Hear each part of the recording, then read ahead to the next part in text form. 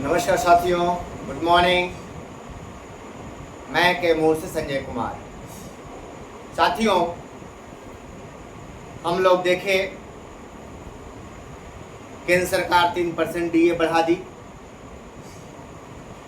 शायद 2-4-5 दिन बाद होता है, लेकिन ऐसा नहीं।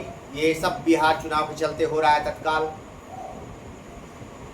एहसास हुआ कि नहीं, आचार संहिता लागू हो जाएगी, इससे पहले दे दो तभी तो बिहार में लागू होगा। तो दिल्ली से बिहार तक हलचल तेज है और हमारे शिक्षक बंधु परेशान हैं। अभी तक कुछ घोषणा नहीं हुई, तो ये परेशानी हम शिक्षकों का ही नहीं है, शिक्षक बंधु ही परेशान नहीं है, सरकार भी परेशान है। ऐसा नहीं है। शिक्षक भाइयों को लगता है कि सिर्फ हम ही परेशान हैं, क्योंकि हम लोग नियोजित भाई तो स्थिर हैं और लोगों को टेंशन है। तो वहां आईएएस लॉबी लगी हुई है। क्या करना है? क्योंकि आज से 3 महीना पहले मैंने बोला था 25%। भाई, हमको सुप्रीम कोर्ट में सरकार ने कहा था 40-15 दे दिया, 25 हमको दे दे। 3 महीना पहले मैंने ये डिमांड किया था। लेकिन मैं ये नहीं कह सकता कि नहीं, सरकार ये घोषित ही कर देगी। कब वहां पर क्या फैसले बदलते हैं आप कह नहीं सकते हैं, क्योंकि एक आदमी फैसला नहीं लेता है।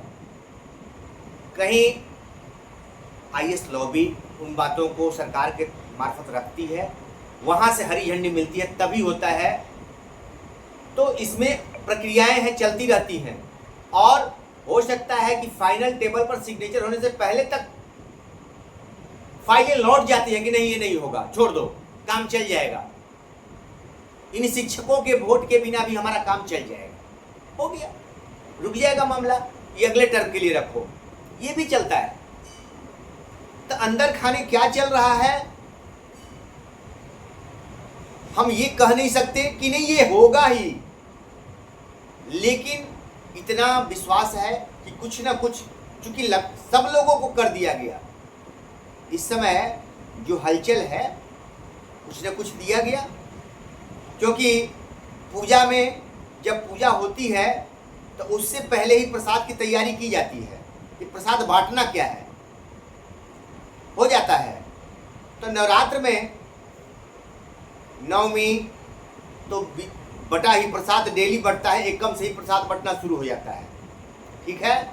लेकिन फाइनल दशहरा, नवमी के सुबह दशहरा तक बढ़ता है, ठीक है। तो आचार संहिता वो दशहरा है जो लागू होने वाला है, तो उससे पहले तक प्रसाद तैयार है, बटेगा, निश्चित बटेगा। और देखते जाइए, दिल्ली से पटना तक, क्योंकि मैं जो कमेंट लिखता हूँ सोच समझ के ही लिखता हूँ। मैं ये नहीं कहता कि नहीं ये होगा ही नहीं, मेरा अनुभव कहता है कुछ ना कुछ तो होगा, वो आखिरी दिन हो लेकिन होगा, मुझे विश्वास है।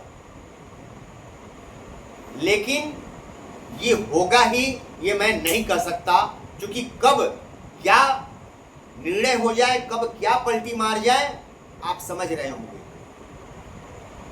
किसी बात को पलट देना या पलट जाना, ये सब खेल है वहां के लिए, जहां से ये होता है वहां के लिए ये सब चलता रहता है। पलट जाना कोई आसान चीज नहीं है, लेकिन कुछ लोगों के लिए आसान बात होता है। कब पलट जाए, कब बातों से पलट जाए, कब वादों से मुकर जाए, ये आसान बात है कुछ लोगों के लिए। तो देखते जाइए तमाशा होता क्या है, अभी तमाशे बाकी हैं, ठीक है। ऐसा नहीं सोचिए पल भर में प्रलय हो सकता है, पल भर में प्रलय हो सकता है। आप कई साथी हमको फोन करें, नहीं कुछ हुआ भैया, कुछ नहीं हुआ। अरे भैया, पल भर में कह रहा हूं प्रलय हो सकता है, आप कुछ की बात मत करो। तो देखते जाइए आगे आगे, और आप युद्ध के लिए तैयार रहिए। आप युद्ध के लिए तैयार रहिए। आपको युद्ध लड़ना है। अभी ये नहीं सोच लीजिए कई युद्ध, ऐसा नहीं कि प्रथम विश्व युद्ध हुआ वही उसी को युद्ध कहते हैं, द्वितीय विश्व युद्ध हुआ उसी को युद्ध कहते हैं। नहीं, शीत युद्ध लंबे चलते हैं, और शीत युद्ध में कई देशों की रीढ़ की हड्डी टूट जाती है। ऐसा नहीं कि प्रथम first world war, second world war से ही नुकसान होता है। अरे भैया, शीत युद्ध से भी बर्बादी होती है, और ऐसी बर्बादी होती है कि वर्षों तक आप पनप नहीं सकते हैं। तो हम शिक्षक हैं, डायरेक्ट वार नहीं, शीत युद्ध पता भी नहीं चलेगा, और हमें किसके साथ क्या सलूक करना है ये शिक्षक से अच्छा कोई नहीं जानता है। तो हमारे शिक्षक साथी एकदम धैर्य रखें, और हमें क्या करना है वो रणनीति आप समझ रहे होंगे। नहीं तो आगे हम लोग वो निर्णय लेंगे जो हमारे हक के लिए बेटर। सब अपने लिए लड़ रहा है, सब अपने हक के लिए लड़ रहा है, सब अपने लिए कर रहा है, तो हम शिक्षक क्यों नहीं निर्णय लेंगे? हम तो बच्चों के लिए कर ही रहे हैं, अपने लिए भी तो करने की क्षमता है। अगर हम चंद्रगुप्त तैयार कर सकते हैं तो हम चाणक्य भी बन सकते हैं।